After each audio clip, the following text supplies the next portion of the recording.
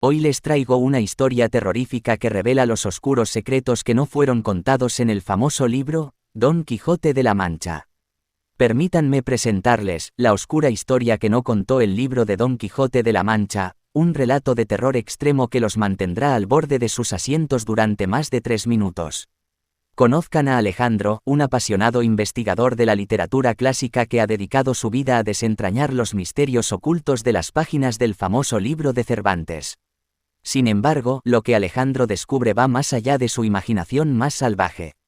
La historia comienza cuando Alejandro encuentra un antiguo manuscrito perdido en una biblioteca olvidada en un pequeño pueblo latinoamericano llamado Santa Rosa.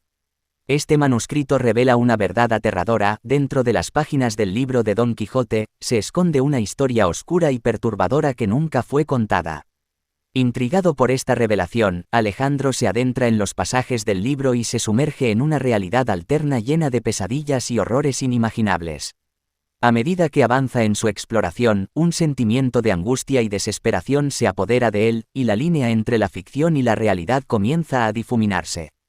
Mientras Alejandro se sumerge más y más en la historia de Don Quijote, descubre que el famoso caballero de la triste figura no solo luchó contra molinos de viento, sino también contra seres oscuros y malévolos que acechaban en las sombras de la Mancha. Estas criaturas siniestras se alimentaban de los sueños y esperanzas de los personajes de la novela, desatando el caos y la destrucción a su paso. Con valentía temeraria, Alejandro se enfrenta a estas criaturas mientras sigue los pasos de Don Quijote y Sancho Panza. Sin embargo, cada vez que se acerca más a la verdad, su cordura se ve amenazada y su vida corre peligro.